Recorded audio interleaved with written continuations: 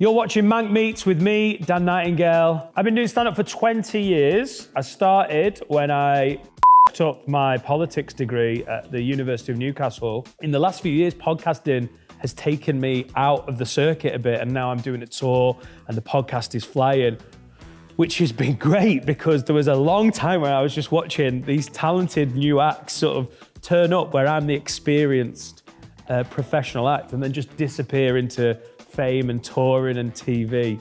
And it just sounded like my thing. It sounded like exactly what I did on stage, but in a slowed down, longer form version of it.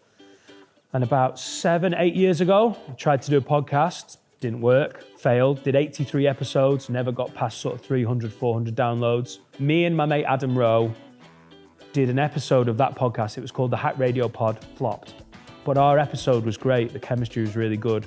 So I asked him if he wanted to do a podcast with me. Same theory, but it would just be me and him. That was 2 years ago, and yeah, things have been pretty good. We've got the biggest Patreon in the UK.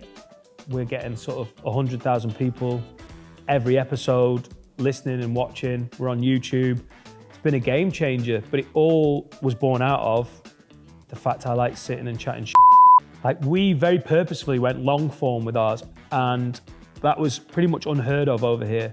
People feel like they're listening into their mates chatting. Yeah. The amount of emails we get going, I've been so lonely during lockdowns, and like, there's so many people who are working away or isolating because of health stuff, and podcasting, not just ours, but like podcasting makes them feel like they're part of a little friendship group. Play to your strength, which is you can say anything and go in depth, even to the point where there's a lull. It gives Let them decide what they like or don't like. If they don't like swearing or stories, they can find another podcast. It only took a few months for someone to go, well, you like comedy? Let's go to a comedy club. So I went to the Hyena Comedy Lounge and I sat there and was like, this is what I want to do. And I didn't know how I was going to do it. So I quit uni, asked for a job at the comedy club and just threw myself at it. And about 6 months after I'd started working there and I'd taken everything in and I was watching all the shows, I did my first ever gig, and that was just over 20 years ago. A couple of years later, I was in Manchester trying to get more gigs because Newcastle, there wasn't loads. I got a great bit of advice from a Canadian comedian called Craig Campbell because I was thinking about moving to London. He was like, you don't want to go to the big town. You want to just stay in the woods, maybe sneak in the village, sneak out, get good. So he was like, yeah, go to Manchester where you'll get better work quicker, you'll get longer on stage, you'll get potentially paid work instead of going to London. So I was in Manchester and working here at the Frog and Bucket, did the same thing, came down, asked for a job on the bar, just threw myself at it.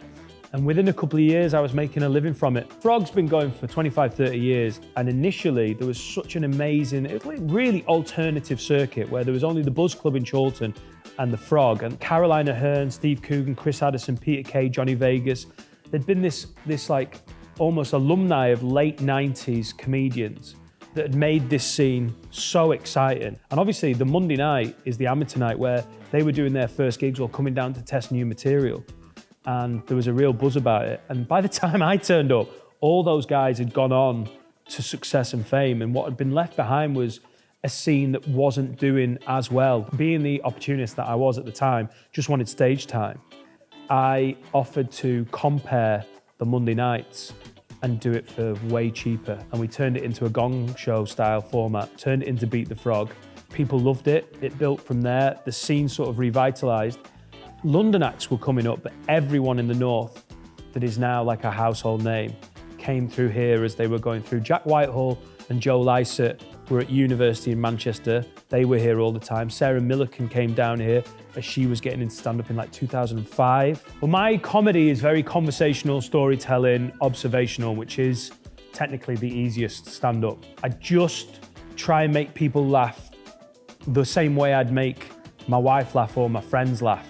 Genuinely, I wait till I think of something funny and then try it out on my wife, who is it's a phenomenal barometer of what's going to work on stage. Her hit rate is incredible. You've been watching Manc Meets with me, Dan Nightingale.